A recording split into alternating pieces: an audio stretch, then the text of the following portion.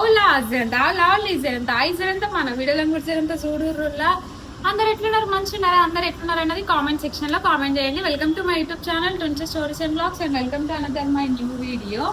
నేనైతే లేట్ చేయకుండా ఇలాంటి వీడియో ముచ్చట్లోకి వెళ్ళిపోతాం. మీరు లేట్ చేయకుండా మన వీడియోకి ఒక చిన్న లైక్ ఇచ్చి కొత్త వాళ్ళు ఎవరైనా మన ఛానల్ చూస్తున్నట్టయితే సబ్స్క్రైబ్ చేసుకుని పక్కనే ఉన్న బెల్ ఐకాన్ అయితే కొట్టేసేయండి. ఏంద్ర నాయన నాకు కష్టం అనిపిస్తుంది, మోసేస్తుంది, వీడియో చేసి ఇంట్రెస్ట్ లేదు, ఓపిక లేదు, టైం లేదు, మెయిన్గా అయినా కూడా వీడియో చేయాల్సి వస్తుంది. నా కోసమే, ఎవరి కోసం మీకోసమే కదా అని మళ్ళీ మీరు కామెంట్ పెట్టకండి. నా కోసమే నిన్న నైట్ 3:30 అయింది నేను వీడియోస్ ఎడిట్ చేసుకొని వాయిస్ ఓవర్ ఇచ్చుకునేసరికి. అసలు బిల్కుల్ నిద్ర లేదు. ఇప్పుడు నిద్ర వస్తుంది బట్ నేను వెళ్ళాలి, పడుకునే సిచ్యువేషన్లో లేదు. ఇంకా మహాగాని కూడా స్కూల్లో ఈరోజు అయితే డ్రాప్ చేయలేదు. 10:30 కూడా అవుతుంది టైము. ఇంకా బాక్సెస్ అయితే ఇంకా షాప్కి మేము తీసుకెళ్లాల్సిన బాక్సెస్ పెట్టేసిన, మహాగడి బాక్సెస్ కూడా చేసిన, మహాను రెడీ చేసిన అనమాట. సో ఇంకా నేనైతే లేట్ చేయకుండా షాప్కి వెళ్ళి ఇంక ఈరోజు అయితే బయటికి వెళ్తున్నాం అనమాట. ఒకటి గుడ్ న్యూస్ కోసం, ఇంకొకటి కొంచెం బాధాకరమైన విషయం. కొంచెం కాదు, చాలా బాధాకరమైన విషయము నిజం చెప్పాలి అంటే. అసలు కొద్ది రోజుల నుంచి దానివల్ల బాగా సఫర్ అవుతున్నాం. అస్సలు మంచి అనిపించట్లేదు కానీ తప్పట్లేదు. అదేంటన్నది బ్లాగ్ కంటిన్యూషన్లో మీకు అయితే నేను షేర్ చేసుకుంటా.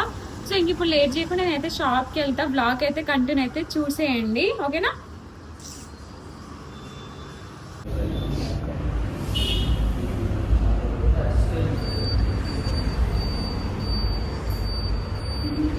ఇక ముచ్చటైందన్నది మీకు ఈ పాటికి అర్థమైపోయి ఉంటుంది కదా. మేము వచ్చిన ప్లేస్ని చూస్తే ఎస్ మేమైతే షోరూమ్కి అయితే వచ్చినాము.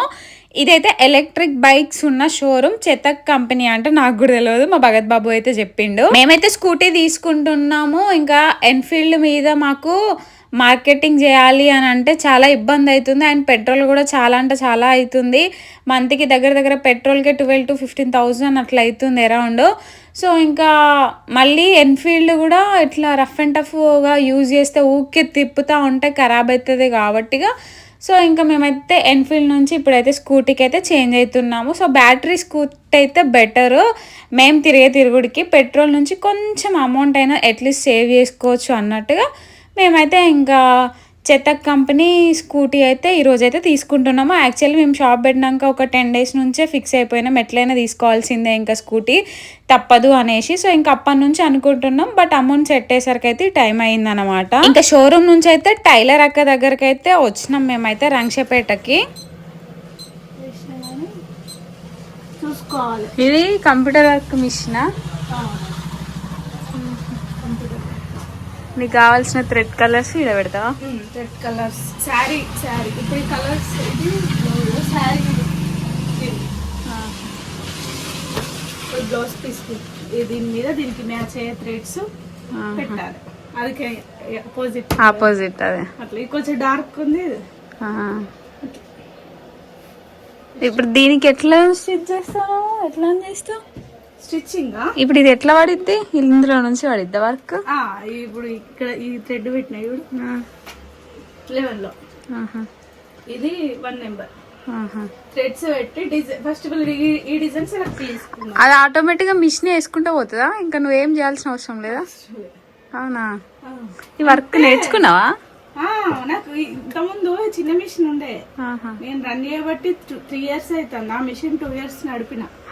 మిషన్ ఖరాబ్ అయింది. తర్వాత అప్పుడు ఆ సెకండ్స్ లో తీసుకున్నాను, తెలిసిన వాళ్ళు అమ్మ. కొత్తదా? ఇప్పుడు ఇది తీసుకొని మార్చిలో తీసుకున్నా. మార్చిలో కాదు, మేలో తీసుకున్నా ఎండాకాలం. ఇప్పుడు మళ్ళీ మే వస్తే 1 year అవుతుంది. అది తీసుకున్నాక సరే అలా వచ్చింది కదా, వస్తుంది కదా అని నిల్చొనే ఉంటావా? అది వర్క్ వర్క్ అది వేసుకుంటదా అది?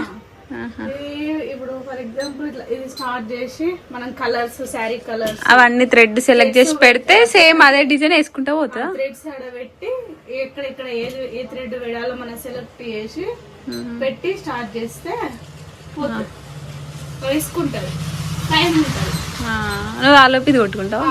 ఆలోపు తెగితే లేవాల్సిందే. దారం తెగితే తక్కువ పెట్టి వేస్తే తెగకుండా దానిపైన చేసుకుంటే మళ్ళీ కటింగ్ కుట్టుకుడు నేను కుట్టుకుంటా.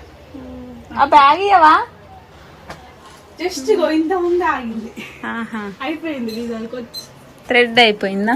డిజైన్ అయిపోయింది. హ్యాండ్స్ అయిపోయినా, బ్యాక్ ఫ్రంట్ అయిపోయింది. డిజైన్ తీసి మళ్ళీ వేరేది పెట్టుకోవాలంటే యాక్చువల్లీ నా శ్రీమంతానికి రేపు ఒక్కరోజు గ్యాప్ మాత్రమే ఉంది. ఇప్పుడు టైం ఆల్మోస్ట్ ఈవినింగ్ 4:30 అరౌండ్ 5 అట్లా అవుతుంది. సో ఇంకా ఈ టైంకి మేము నా బ్లౌజ్ వేసి ఇవ్వాల్సి వస్తుంది. చాలా లేట్ అయిపోయింది, టైం అస్సలు లేదు. ఇన్ కేస్ నేను బయట ఎక్కడ కుట్టించుకున్నా కానీ ఒక్క రోజులో నాది కుట్టాలి మహది కుట్టాలంటే అసలు ఎవ్వరు కుట్టరు. ఈ అక్కనైతే కుడతా అని కాన్ఫిడెన్స్ ఇచ్చింది. ఇంకా అందుకోసం అన్నట్టుగా ఎట్లాగో మేము బైక్ దగ్గర షోరూమ్కి వచ్చినాం కదా, సో అక్కడ నుంచి అక్క వాళ్ళ దగ్గర అన్నట్టుగా అక్కడ నుంచి అయితే అక్క వాళ్ళ ఇంటికి అయితే వచ్చి అక్క షాప్కి అయితే వచ్చి ఇచ్చేసినాము. అక్కనైతే ఇంకా బ్లౌజ్ పీస్ తీసుకోవాలి, బ్లౌజ్ పీస్కి ఎంబ్రాయిడింగ్ వర్క్ వేయాలి, స్టిచ్చింగ్ చేయాలి, మహాగాడి డ్రెస్ స్టిచ్చింగ్ చేయాలి, ఇంకా నా శారీస్కి పాలేయాలి, ఇంకా చాలా అంటే చాలా పని ఉంది.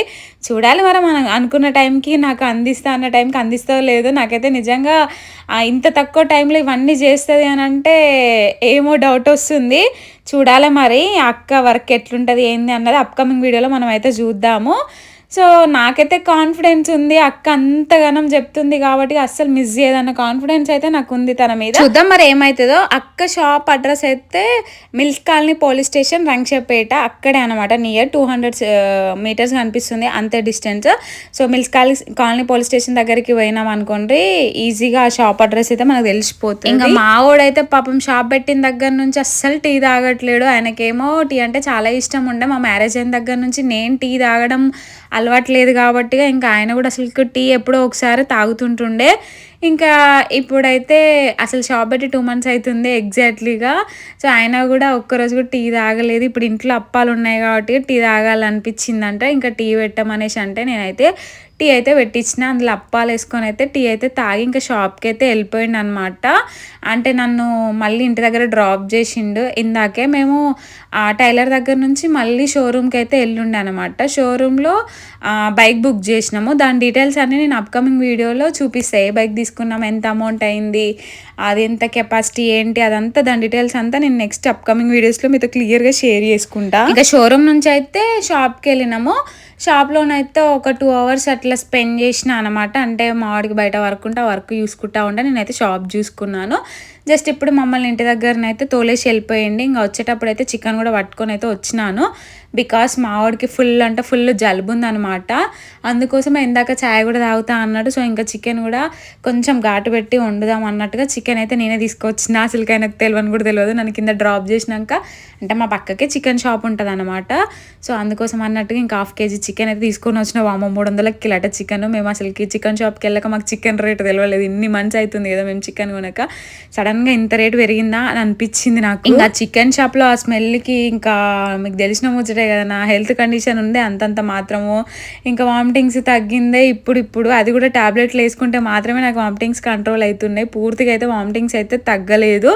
సో ఇంకా ఆ స్మెల్కి అయితే నాకు మొత్తం తిప్పినట్టు అయింది. అందుకే దెబ్బకి ఇంటికి రాగానే ఆరెంజ్ స్మెల్ చూసి ఆరెంజ్ తిందాం కొంచెం మంచిగా అనిపిస్తుంది ఫీల్ అని నేను అనుకుంటే. నా బిడ్డ చూసిరా ఒక్కటంటే ఒక్కటి కూడా ఇవ్వట్లేదు. తను ఏదైనా సరే ఈ మధ్య స్కూల్కి వెళ్ళిన దగ్గర నుంచి తను తినేదేమన్నా ముట్టుకున్నాను అనుకోండి గందరగోళం చెప్తాంది, ఈ రేషం ఎత్తాంది, పండి బొరుతాంది. తను ఏదైనా తింటే అస్సలు ముట్టుకొనియట్లేదు.